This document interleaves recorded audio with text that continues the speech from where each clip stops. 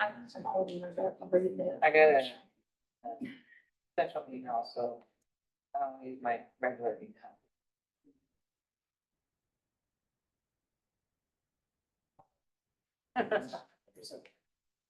And guys, you organize board, you have a copy of the audit. I have email, then I have the, Russ.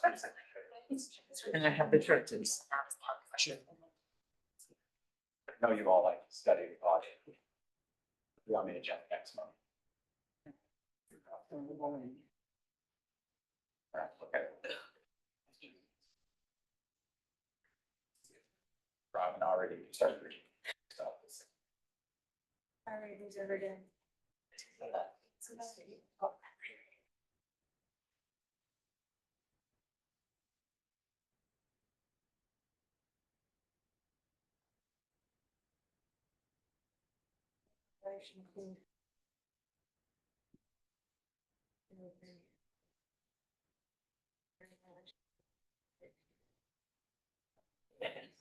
I'd say Russ, do you have something to worry about?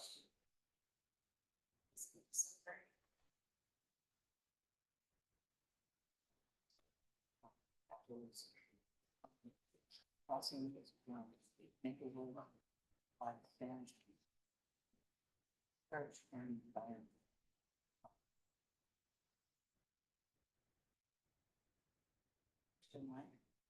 I think if you have something flashing one time, and then it- there's two lanes. I was in the right lane, and another person in front of me stopped. I think one or two in front of me stopped. But someone was going around and there was two children crossing, and I laid on the horn. I laid on the horn, but I think they heard him just in time. But I think they should have stopped him so they could. Mhm. Stan?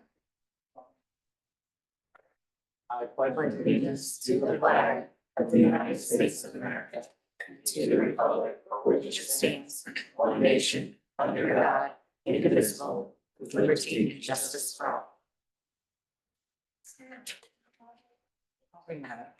Is that you? That's here. Here. Heather Johnson. Katie Johnston. Here. Diana Mendoza. Vicky Here. Pettit. Hold on. Oh, sorry. No, she said Diana Mendoza. Diana, are you joining remotely? Can you state that? I am joining remotely, Diana Mendoza. Vicky Pettit. Here. Deborah Sweat. Robin Vaughn. Here. Can I please get a motion to allow Diana Mendoza, board member, to join the meeting remotely? I so move. I'll second it.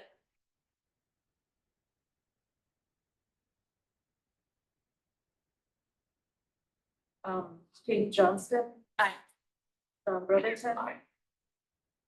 Aye. Vicky Pettit. Aye. Robin Vaughn. Aye. Diana Mendoza. Aye. All right. Good thing it passed. I don't know, Diana, if you were even allowed to vote on that. I'm So, not sure either. we'll figure it out. Okay. We had 4 yeses, so that's okay. Action, agenda additions, corrections, and modifications. Anybody want to make any changes to the agenda?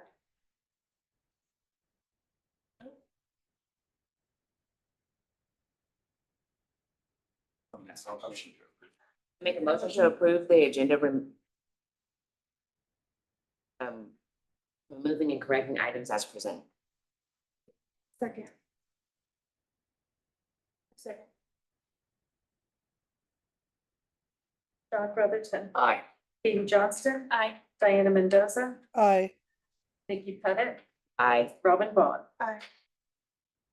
The comments? All right, I'll read our statement. Members of the public are welcome to speak during the public comment section of the meeting only. Comments are limited to 5 minutes per speaker. Board members will not respond to comments or questions during this time, but they may follow up with speakers following the meeting. The total time for public comments reaches 30 minutes. It will not tonight. The board may suspend further comments until later in the meeting. Speakers are asked to please conduct themselves with respect and civility towards others, and I think we have 3 folks for public comment tonight. Rita Ray. Hello. Well, Sorry, this last time I was doing something and. Okay. There are some things I've handed you each one of these, don't have one under you. The thing is, what I didn't say was the Rancho schools on schooldigger.com are ranked 803 out of currently 811. That's pretty bad. And the current reading scores are 7% and the math scores are 4% proficiency, really bad. The phonics, I'm glad you're here because you gave a presentation. My question is this something that just started? Or has this, I mean, from 2011 to 2015? That's another thing I want to know. What happened? Why the big drop and why the steady low scores? There's something that's not going on. But if you're concentrating, I think you were saying that you were concentrating on the lower grades? Oh, no, the fourth, fifth, and sixth grade should be prioritized because they're going to high school in a year or two. They need to be prioritized. Bullying. I told you last time I was here about a little girl that had her backpack in the door of a bus and her legs were dangling. That same friend told me about a little girl who got off the bus crying because bottle of waters were thrown at her. The same friend stated that another girl was supposed to be dropped off in the South Point Commons, was not, and her father had to go looking for her. It really doesn't sound like Rancho schools are providing a safe place for the teachers and or children. And I'm hearing that, several parents that say that it's been suggested that the children that are being bullied should come to school at a later time to avoid the one that is bullying. That's not real. I think the bullier should have their parents be escorted by their parents to the school, not make the ones who are being bullied go to school later. That's wrong, very wrong. And one parent was stated that a child was told that if they stated something, they could be shot or that the school might be bombed. They were told that it was an indirect threat, so there was nothing that could be done. Fear is still implanted and should be dealt with. I mean, come on, nowadays, people are more apt to do violent acts, hurt someone, do something that will kill someone or hurt someone at a drop of a dime. That needs to be dealt with. And then I went online for the bullying policy and I seen a lot of blah, blah, blah. I didn't see a clear cut of this is what needs to be done and this is what happens. And it's, we were told that it was oral, but I think, I mean, it was on the form. I think that the form will generate an investigation. I think that it should be oral and or on the form. And it should not be just to one person. So far, the superintendent is the only one that gets these, the forms to handle. I think it should be more than just the principal or the superintendent. And I also, in the anti-bullying thing, it says bullying has been linked to other forms of antisocial behaviors that as vandalism, shoplifting, skipping, and dropping out of school, fighting, using drugs and alcohol, sexual harassment, and sexual violence. I think you guys should educate the parents that this happens when their children are bullying. And I understand that some of the bullying is coming from the parents at home, so that's why they act out at school. And I know divorce has a lot of causes a lot of kids to bully others, but usually they act out, they don't bully or hurt someone else. So, I mean, you gotta do something because it doesn't look like anything's been done. And there's the schools, they're not getting any better. And then I just found out that Illinois lowers the standards, making the more students seem proficient, not help improve the student learning. And you guys are hiding the prices. Are you guys part of that decision? If so, it needs to be retracted. That's all I have for right now.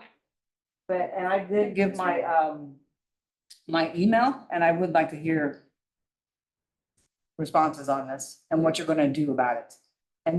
And because right now, in the last 14 years, nothing has been done. Okay, Nothing. thank you.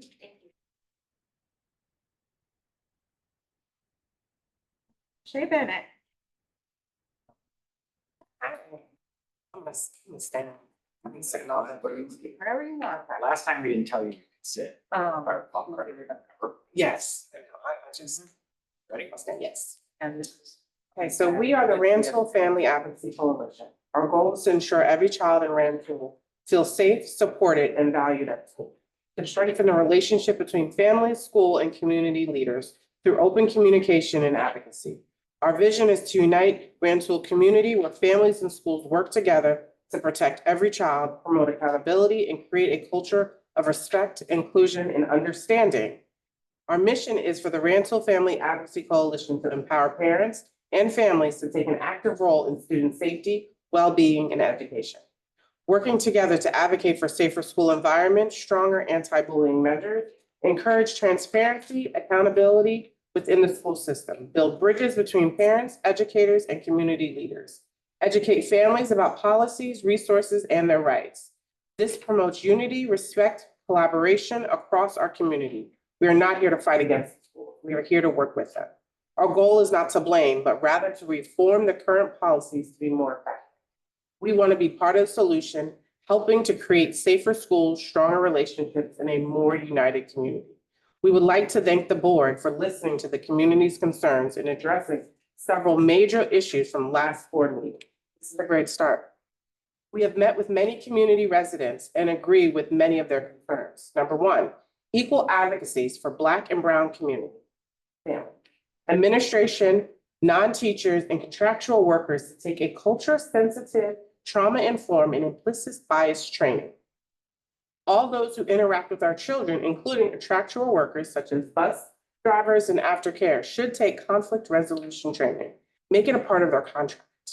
Multiple ways of communication when there's an issue at school. Letters home, text message call, and email. Notifying families promptly when there's a situation at school before the 10 days are up. Clear solutions to address meanness and rudeness. Reevaluation of the CARES program. School morning huddles to be documented so that structure to address our busiest children's needs and to better support our teachers. Bridge the communication gap between administrators and principals. Again, this is what many of your community residents have asked for. This is all an effort to support our community's growing needs. Thank you.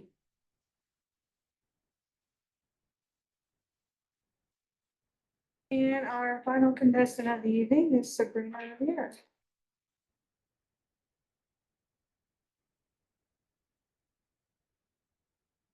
Good evening. My name is Sabrina Rivera. I'm a member of the Rantoul Family Advocacy Coalition, and as you know, we're a group of dedicated community members who came together with a common goal.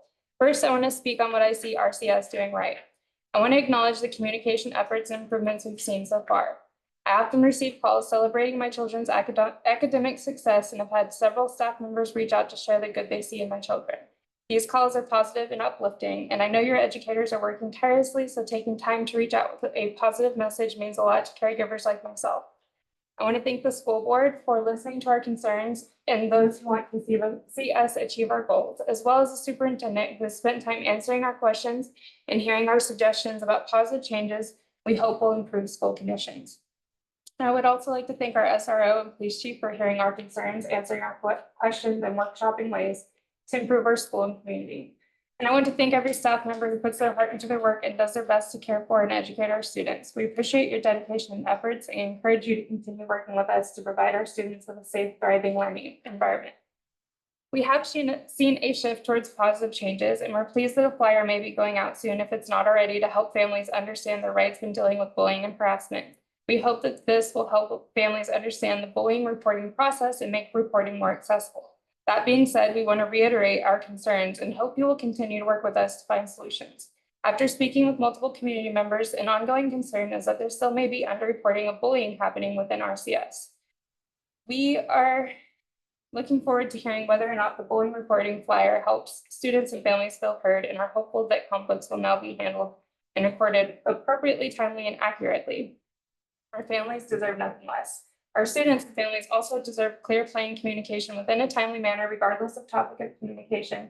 And in that same concern, we can encourage you to attempt multiple forms of communication with families, following up with letters home, emails, phone calls, and handwritten notes, as parent square does not seem to be the most effective form of communication for many in our district.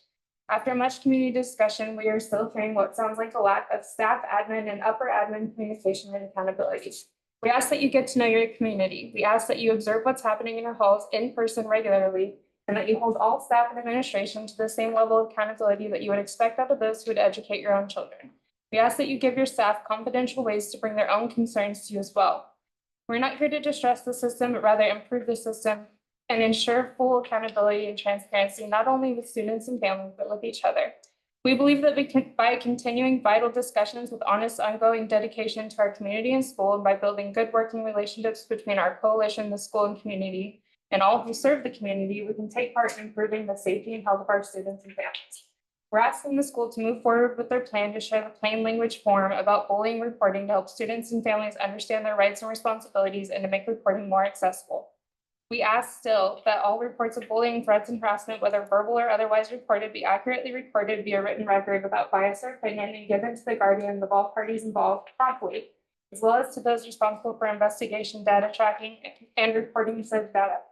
We ask for best practices to be reviewed and used in ongoing education for all staff and admin from the very top down, with a focus that staff and administration receive and apply in-person ongoing training that focuses on anti-bullying practices, trauma-informed care, and whole child care.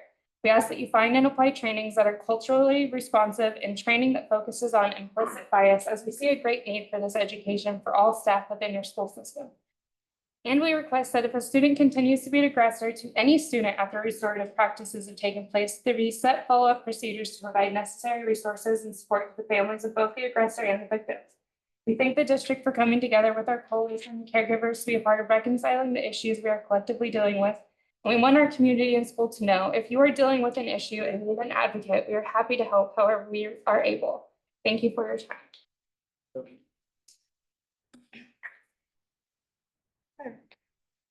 That comes to the end of public.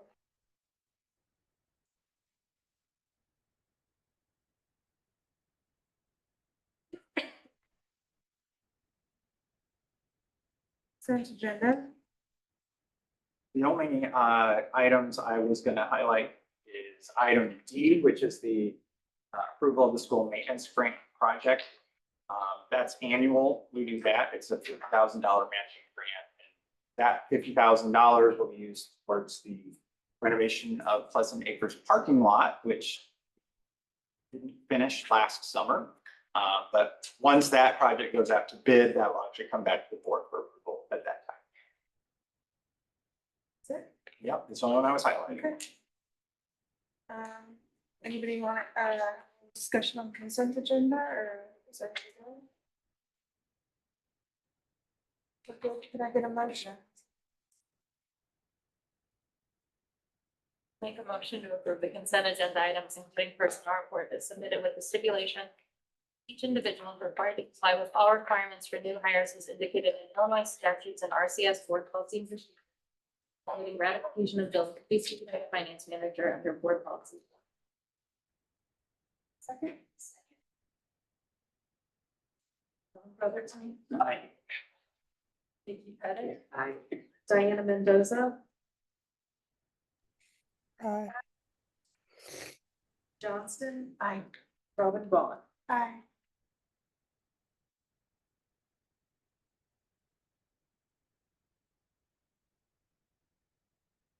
Discussion and possible approval of any items removed. On to number 6. Yes, we can remove it. Approval of memorandum of understanding with Nia. All right, and Nia's director is here in case the board has any questions, but Really, we started this 2 years ago. We started with NIA 2 years ago, right? Yes. Okay, and so we are just updating the memorandum of understanding. It addresses some things that have come up, I think, in the last 2 years, but as a reminder, there's no funding provided by RCS to NIA. NIA is funded separately. And what they do is Mr. Hall and his team have a parent mentoring program that they hold in their building, or they host in our district.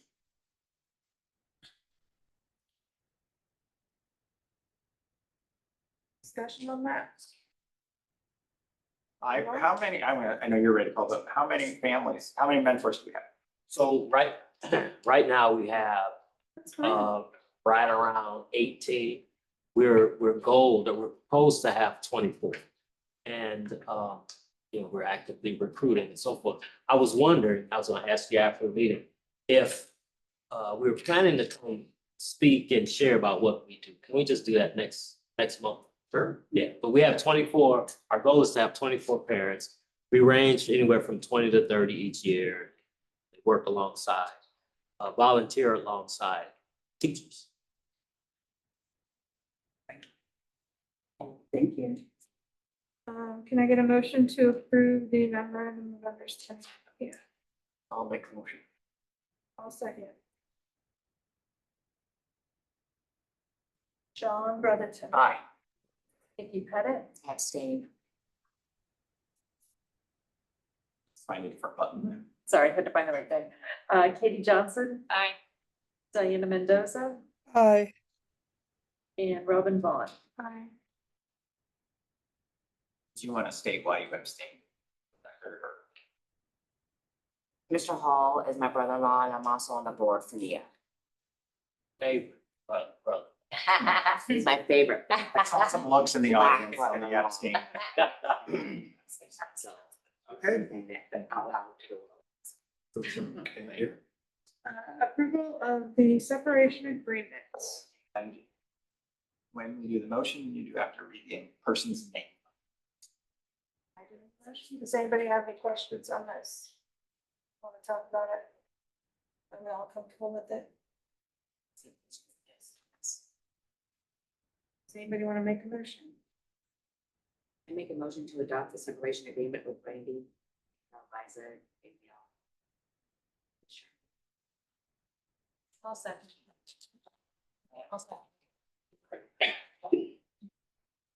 Katie Johnston, Aye. Diana Mendoza, Aye. Vicky Pettit, Aye. John Brotherton, Aye. Robin Vaughn. Aye.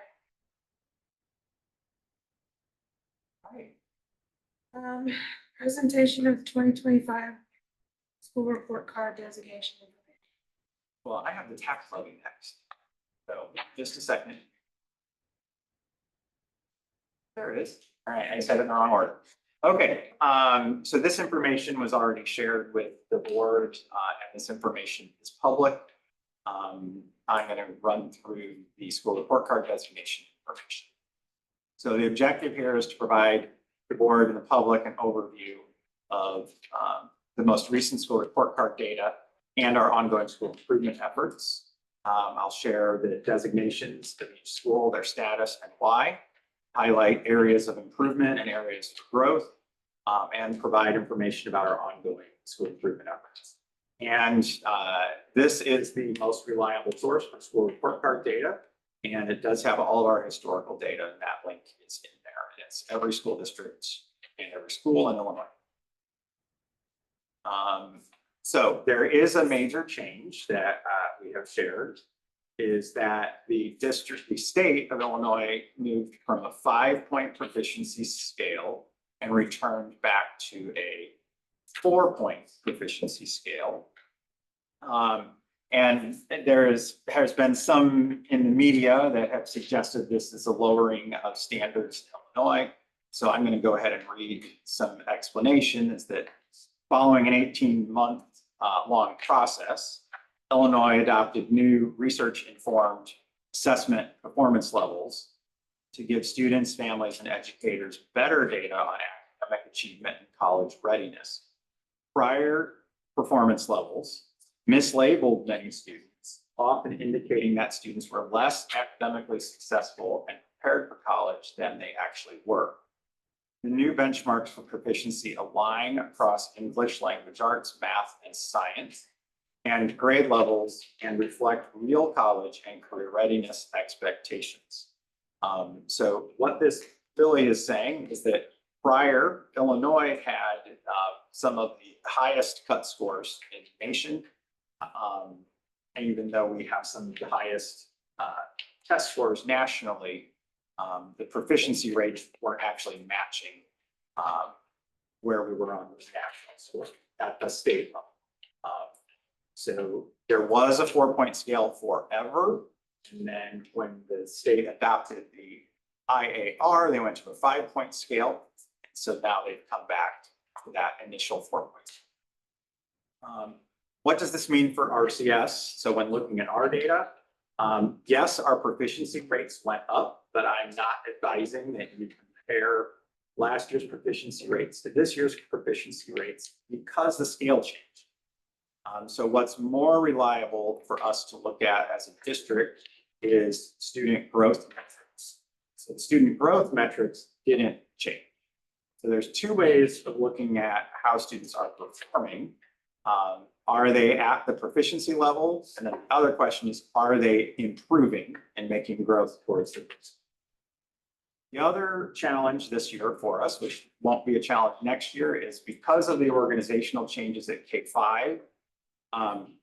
When you look at, for instance, Pleasant Acres data that's on the school report card right now, that is not Pleasant Acres, that is in that building right now. So that does make it a little more complicated for comparison. How designation is calculated. So this little house, it's supposed to be a schoolhouse, is what the state has, and I realize it's probably too small. So is there a way for me to? Nope. Okay.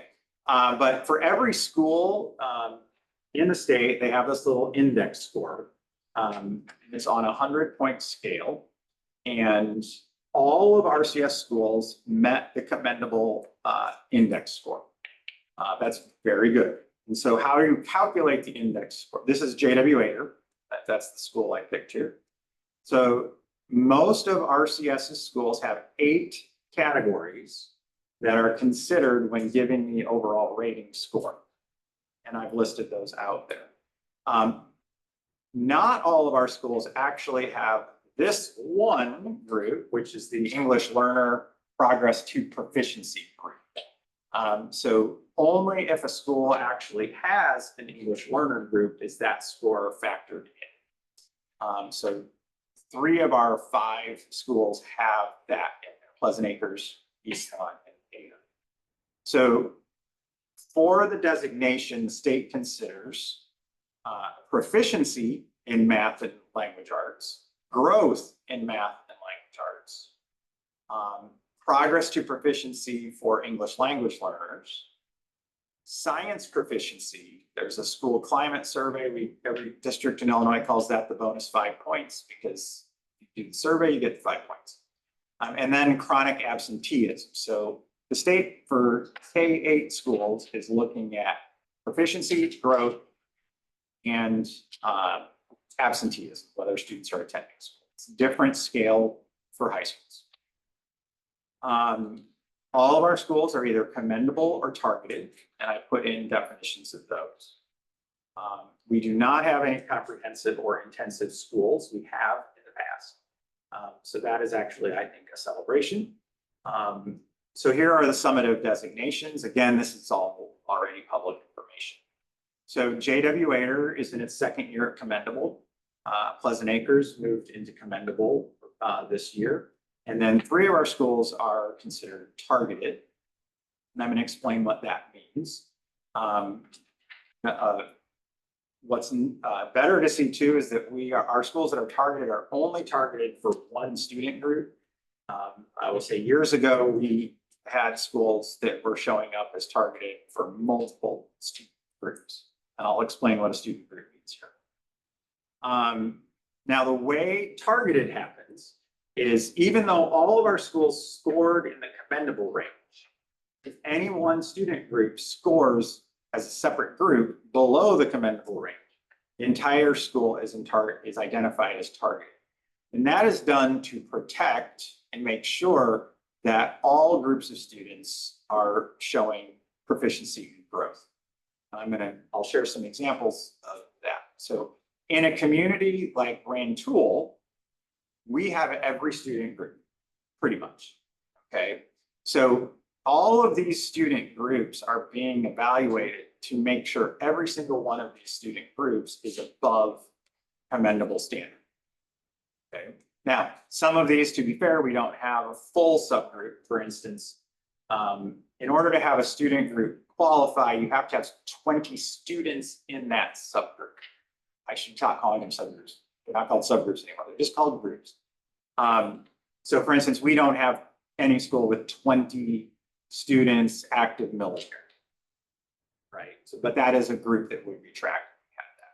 We have that. So this just gives you an idea of the diversity that we have. So a lot of schools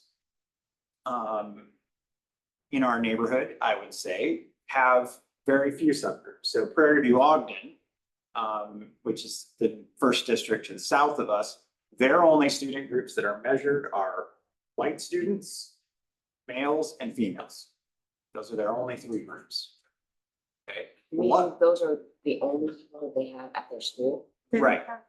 They don't have enough students. They do not have at least 20 students in a school with a disability.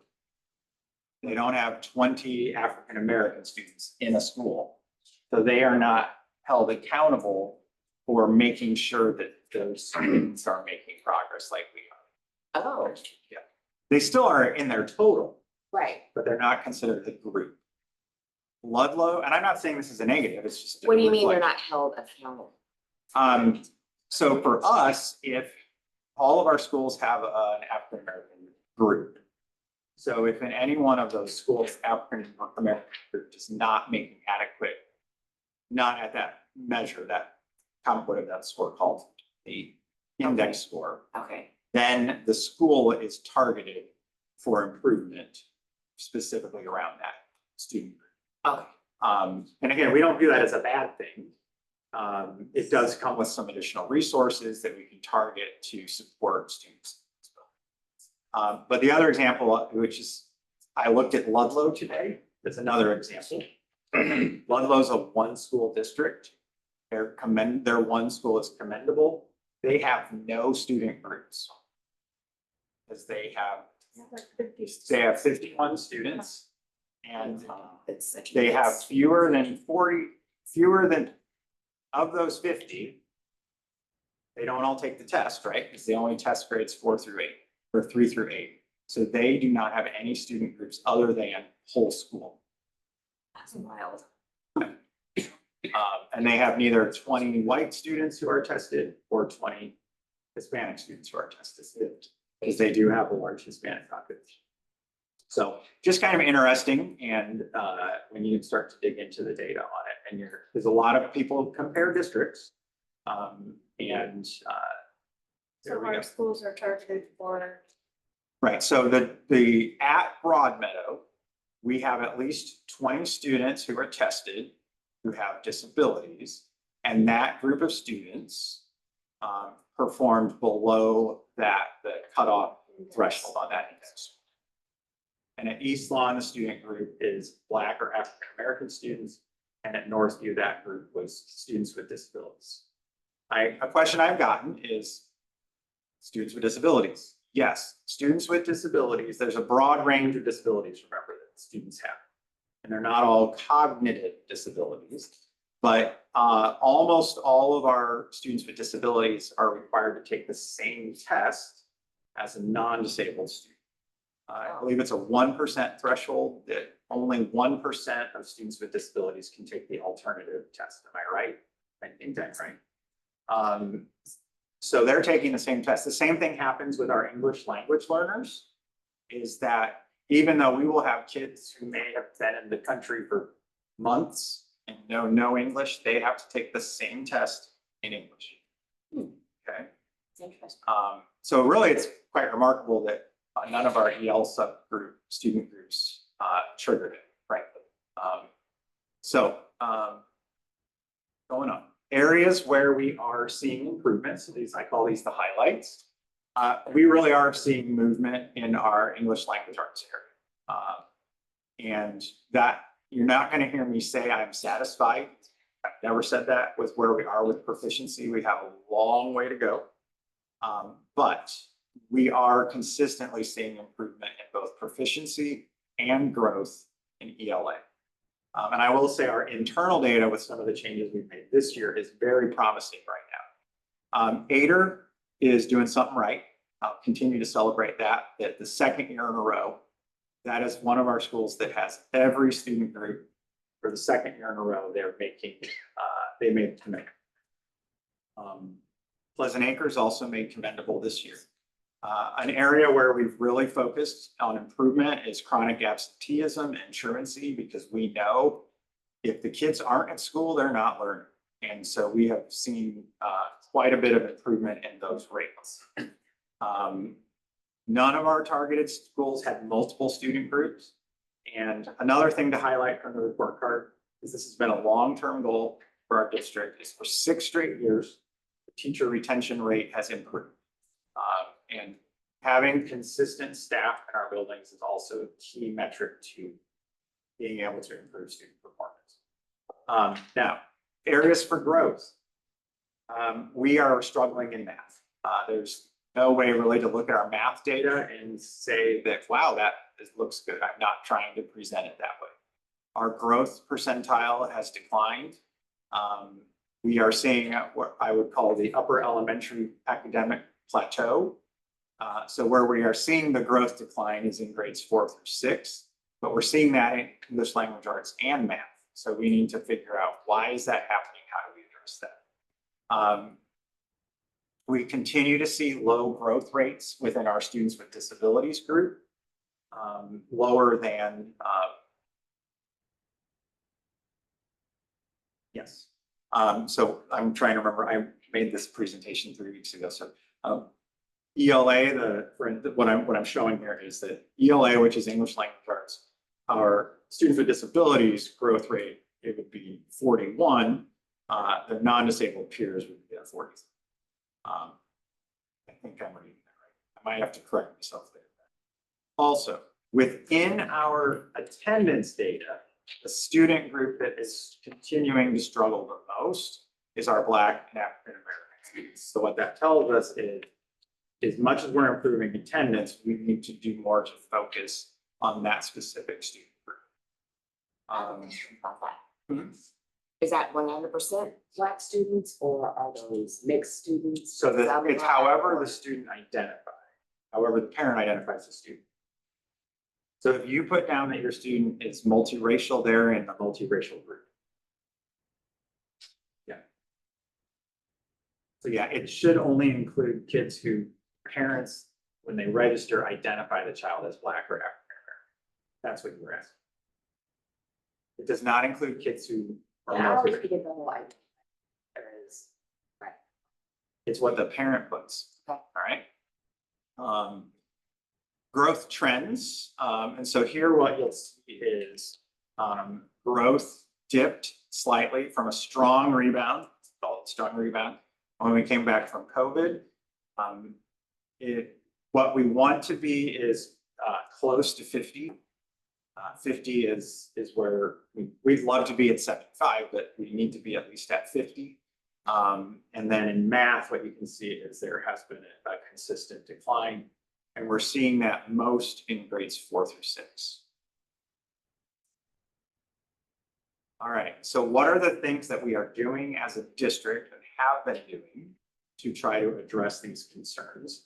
Very briefly, some big things. I didn't even make a slide for it. The first one should be here is the investment in pre-K that we've done. Next would be the K-5 restructuring, benefits from that.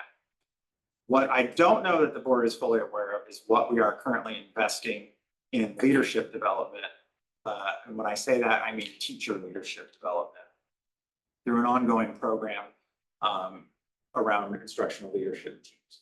So the idea of that is that we need our teams of teachers in buildings being able to look at data about our students, make decisions, implement changes quickly, responsibly for improvement. The massive overhaul, in which has also been challenging at times, is a major shift in how we are organizing literacy instruction. And if you were to go into a classroom this year compared to last year, it very likely looks very different. Even how, for the first time, maybe ever, during the reading block at the elementary level, students are moving rooms to move to be in ability groups. I'm definitely summarizing it a lot, but groups based on needs. So if you're a student who's struggling with a specific reading skill, you're grouped with students who are struggling with that same reading skill, so that the teacher is providing very explicit instruction on that skill that needs to be fixed or improved. So that is a massive shift how we're doing reading instruction.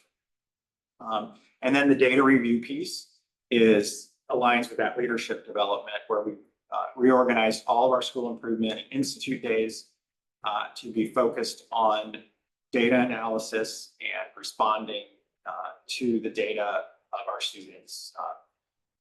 We did a bunch of that last night with the instructional leadership team was here. We had 51 educators in the room talking about not just looking at the data, but talking about how to use the data and how to take that back into our buildings and maintain. So how do they all go together? Each one of those big ideas, that are some which I glossed over, are ensuring this, they're aiming at the shared goal, which is that all students are experiencing high quality instruction every day in every classroom. And together, putting all those things together is helping us create a coherent district-wide improvement system. At the same time, what we're trying to do is build capacity in the staff we already have in our buildings, so that the old saying is work smarter, not harder. And that's what we're aiming at with that leadership development data. So summary, over the past 3 years, RCS has made steady gains in reading and literacy. Attendance, retention, and climate indicators continue to improve, demonstrating system-wide stability. And our work in leadership development, literacy, and collaboration is aligning our schools under one coherent improvement framework. And now, what questions do you have? I think that was my last slide. How do you foresee the changes we made in school organization in the forecast?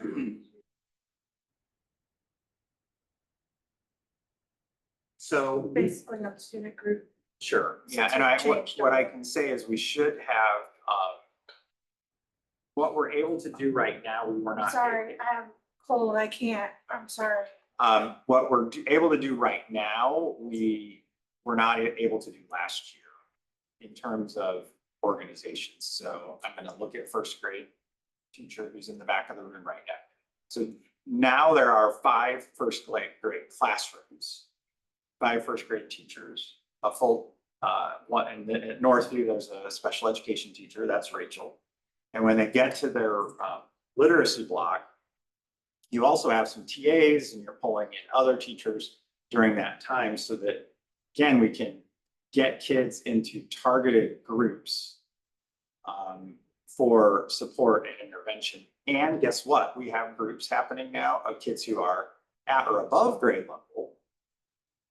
They're in a group. They don't do interventions. They're doing book studies, and not in kindergarten, but they're doing those kinds of things. So yeah, we should, and as I said, our internal data, the growth data we have internally, we've just gone through our first cycle, is very promising where we're focusing right now, which is grades 1 through provided. So that should lead us to increase test scores eventually, and no guarantees it'll happen overnight. You asked though about, I think you were asking me about budget issues too, right? No? Okay, no, I just heard that in my head. Did I answer your question? Sure. Okay. Yeah. I do. Oh, I'm sorry. Anyone else? So this seems like your information varies quite differently from Ms. Rita's information. So why is that? Like, what's the difference between what you're using, what Ms. Rita used? So I'm using, Is that, I said your name right? Yeah, you got it right. Okay. okay, so I think I haven't had a chance to actually look at what she provided us, but I think we might be comparing apples to oranges. And I'm not talking at all about where our district rates against a state that has 3,000 elementary schools. So I'm looking at Rancho City Schools, how we did last year and how we're doing this year. Okay, but what is the difference? You pointed out that you use something. What is if you can explain, what's the difference between that So there, and between School there's a, Digger? I don't know what schooldigger.com is, but it's a I think it's just a website that recycles the Illinois school report card data. I had a comment, actually, like I brought it up on here because I ended up oddly on the Illinois report card website the other day. I was messing around. Their data is great. You can break it down in a lot of different ways and kind of look at it and see, like, make comparisons yourself in that way.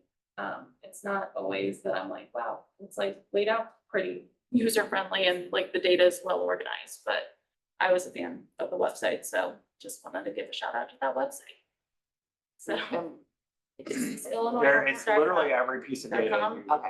Is in there. I mean, and you can break it down in so many different, I was having a little too much. I'm gonna say it loud for everyone, those in the back. Illinois IllinoisReportCard.com. IllinoisReportCard.com is where you can find a whole bunch of information and it's user things. Yes. All right, thank you. All broken down. Right.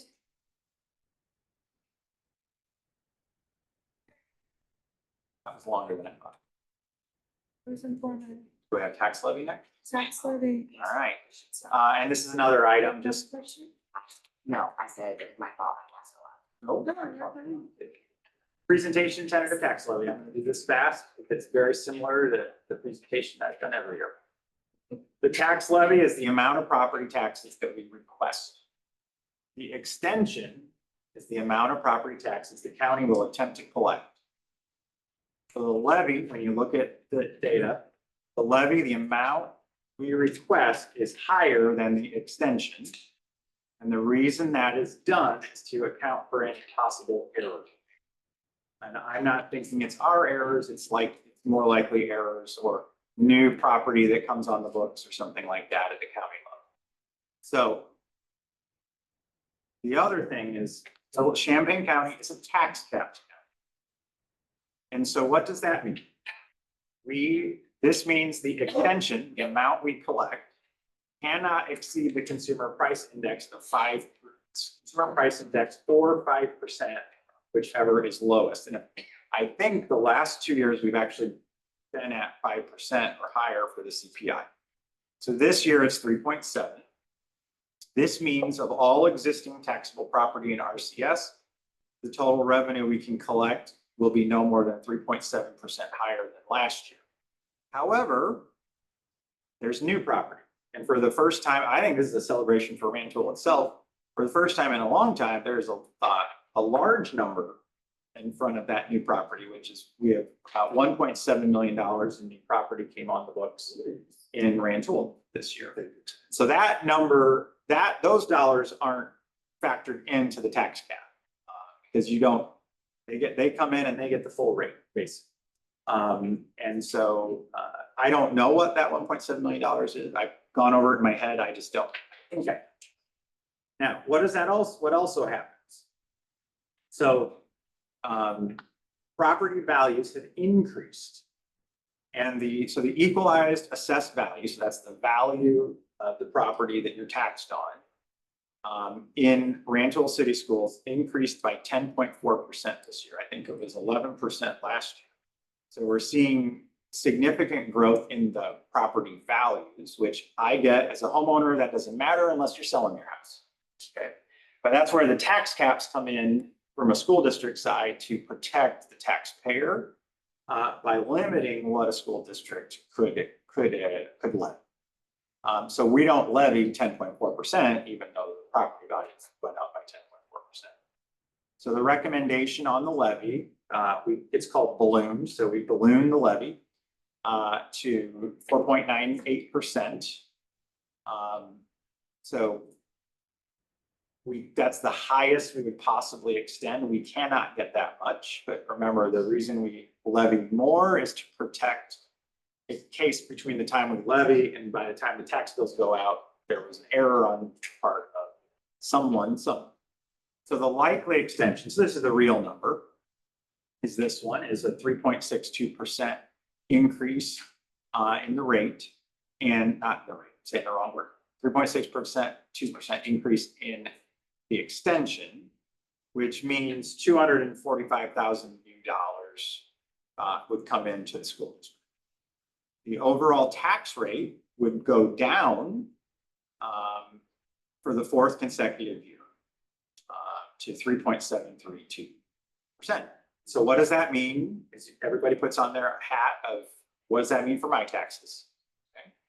So RCS is for most Rantoul cities. Most folks who live in Rantoul, we are the largest part of your tax bill. So I took the current year for a home valued at $150,000 in our district. And believe it or not, according to Zillow, $150,000 is the average price of a single residence. That could be a condo, it could be a duplex, could be a standalone. So that house, based on the rate for the current year, would pay $1,984 to the school district. Next year, that same home is now worth $165,000. And then we apply the new rate, the tax bill is $2,060, which is actually a net increase of $76, which I'm not saying that's a small amount, but in terms of total dollars, it's $76. It's about a 3.8% increase in the dollars paid by that home. So the way to calculate it, if you're doing your homework at home, is the EAV, which is 1/3 the value of your house. 33 1/3% times the rate is how that is done. But on your tax bill, you have everybody else on there. You have the high school, you have the library, you have the village, and then you get local, Parkland, all of those. So that's the recommended levy, and we'll have that to be voted on next month. Does anyone have any questions? Wasn't that long. Now on to discussion of the timeline of completion of superintendent's evaluation tool. This was something I added just to remind you to please get started on those and get them going so that we can work on getting that done, hopefully next month, but the January meeting at the latest is where we should be going on that. So, if you guys have time, just work on getting those done, and then Katie, are you gonna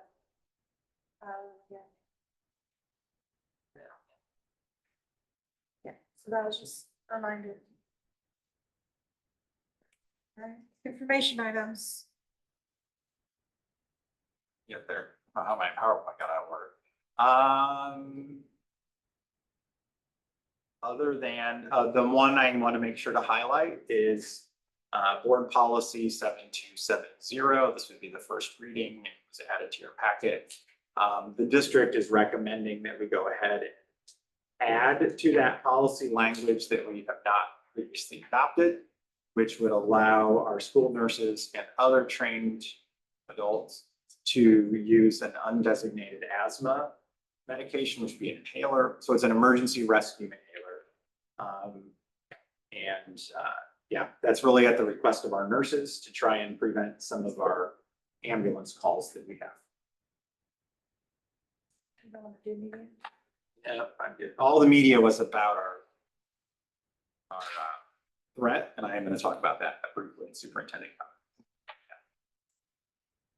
comment. New New business. business. One of our members had, several items on here for new business, and she unfortunately couldn't be here tonight, so we, we'll just table those until next month when she has an opportunity to explain to the entire board her ideas. We'll postpone. We'll postpone. And there's one on here that you This- put on, so you can talk about that.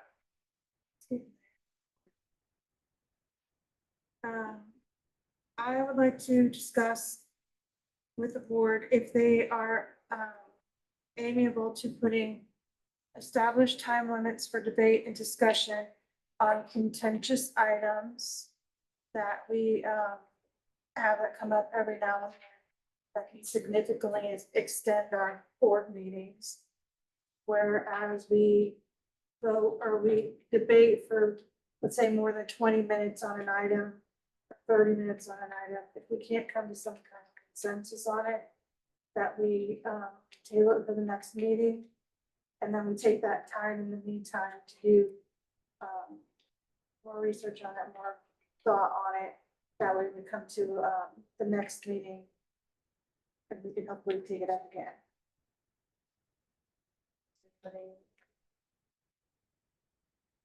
We wanted to make this an agenda. Like for next month, if you want to, Miss Crawford. yeah, to add that to next month's. And it's just gonna be an agenda item, not an action. It would be something that we would have to vote on. So, So do you want it to be a discussion item, or are you wanting me to develop Right. the language that you would vote on think about the language we would vote on and then discuss it? and then discuss it. So like, Yes. If that is something that you guys, So we're not gonna discuss it now, but you just wanna know I if just we are wanna know if open you to wanna move discussing forward. it. I'm open to discussing it. so, and also I just to highlight for everyone, at the last board meeting, the board approved the protocols for placing items in new business. So this is the first time we've done it this way. So the idea is Robin wants to, Board President Vaughn wants to consider revising board policy 2220. Okay, so she provides an explanation. And then we kind of have to decide, like I said, is this, you want to just discussion, or you want to craft policy, that kind of thing. And then someone has to call the motion, place the, I put it down there To as a place it on suggestion, the next. place it on a future board agenda as presented, and then someone would second it. Assuming it gets a motion and a second, if the majority of the present are in favor of it, then we would move forward with putting it on the agenda. make a Does that motion. make sense? It's a little complicated, but we've had a lot of requests lately. Thank you. I'll make a motion to place the item on a future board agenda as presented. Thank you. John Brotherton. Aye. Katie Johnston. Aye. Vicky Pettit. Aye. Diana Mendoza. Aye. Robin Vaughn. Aye. Board superintendent comments? Yeah, I was just gonna provide some highlights. We have some upcoming events. Tomorrow night is the chamber banquet, and we do have two of our teachers nominated by the district. Hunter Birch for a new, they call it rookie educator, I think, I forget what it's called, but for newer teachers. And then Vicky Cox, who I think everybody knows, who's been around a long time. And I think she might be our most senior teacher in the district right now. So those are our two nominees. Reminder, joint annual conference starts on November 23rd. I didn't even put an end date, so we're all just staying in Chicago. Starts on. It starts on the 20th. I'm just making sure you're paying attention. Yeah. It starts on Can Thursday. Can you see what my brain did? I'm like, I think something this 23rd. It ends on. So it Hannah, ends on the Do you 23rd. want to talk? This is your chance to say what you need to the board members about the It- conference. Starts on the 20th, ends on the 23rd. You should have a packet in front of you, those of you that are booked through us this year. Mr. Brotherton, I always get really nervous. It's okay. And that does have your badges. Make sure you always have your badges. You'll have to go get your lanyards downstairs. That has an outline of the events that we're invited to. That's it. If you have any questions, I will not be there Thursday. I'm coming in on Friday instead, but shouldn't have any problems checking in. I'll be there. And Scott will be there and I will be available via email. I'm just not coming up till Friday. Friday? I'm sorry? Can you be there Friday? I'll be there Friday. Don't ask any questions. What's A lot of up? confidence. All right. Hold I on. do have a question. Oh. Is the information about the place that we need the actual tickets in here? Yes, it is. Okay, thank you. Yes, and if it's an event that you actually need tickets for, your ticket is in there. Oh, okay, There is one event that you will need tickets for, but we can't pick those up till Friday. okay. And you will get in touch with Chris. Chris will have those tickets for you. Chris is going? You're going? Okay. So anything else on the conference? I don't think so. Anything All else, right. let me know. And I want to highlight December 8th, or this is not a public event, is for board members are welcome to come, is we will be at Willow Pond at 3:30 to 5:30 for our staff celebration. It's part of the staff holiday gift. And we did it 2 years ago. Some of you were able to stop by then. But it's called Happy Hour. We serve appetizers. That's it. That's clever. It is, I know. Not by alcohol, promise, being serious. December 18th is the next school board meeting. All right, the next one I want to update folks on is just talk a little bit, see if you have questions about the school threat that came up November 3rd, I believe was the date of it. I think, if you have feedback for me on communications and how that played out, make sure you share that with me. I've been in education over 25 years. I've never had an incident like that happen. And I shared this with lots of folks. I was extremely impressed with the response from the Rancho Police Department. Much better, as good as you could hope for, I guess is the way to say it. They had it figured out within hours.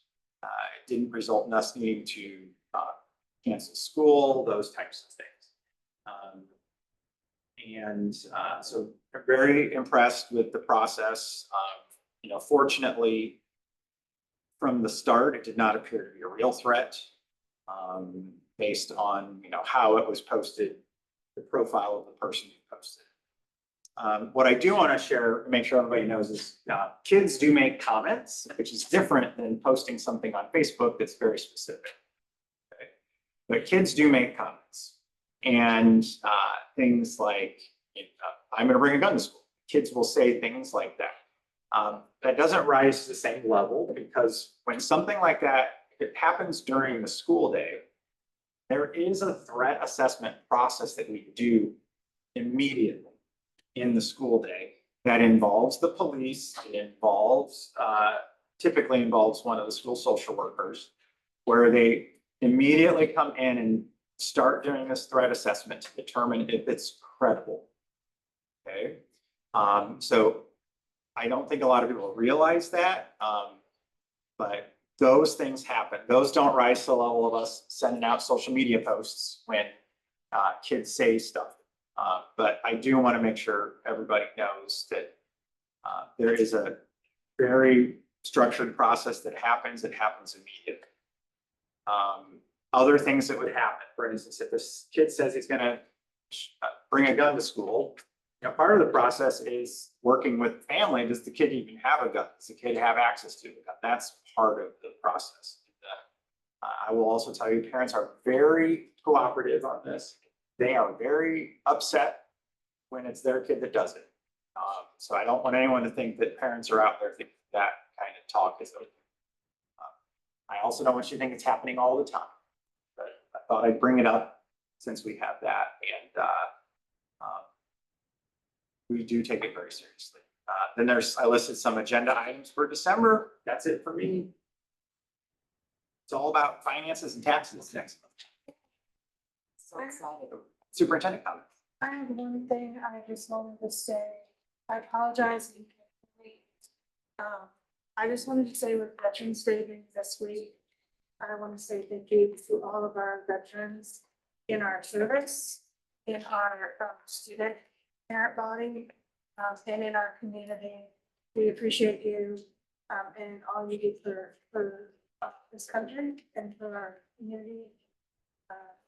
And I also want to take a minute to say thank you to our civil and public servants, our teachers, our police officers, and firefighters. Sometimes you don't get the recognition that you deserve, and I want you to understand how much we appreciate you.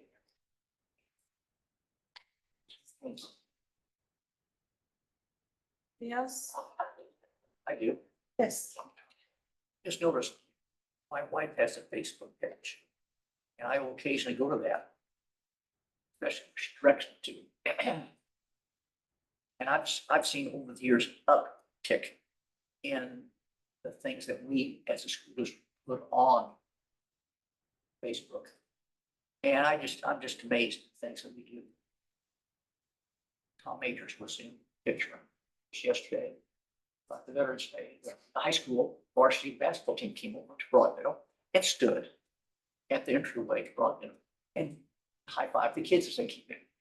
Now that, I think they really enjoyed that.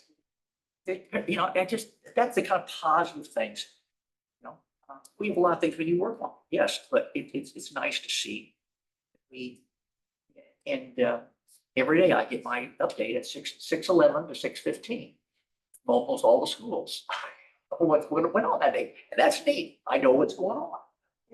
I just think that's a neat thing that we never used to have, so thank you. And if you aren't on Facebook, the district's Facebook feed is on the district webpage. So you do not have to have a Facebook account. I know that truth. Yeah, thank you. Just the districts. We don't have all the schools on. Yes? Can I get a motion to adjourn the meeting? Make a mo- We didn't ask Diana. Diana? Oh. Do you have any comments you want to make? No, I do not, but thank you for asking. Diana? Hope you feel better. Feel better, Thank Diana. you. Thank you. Okay. I make a motion to adjourn the meeting. You have it. No, I had the you last no, you one. had it, that's fine. Ladies first. What's the? All in favor? Aye.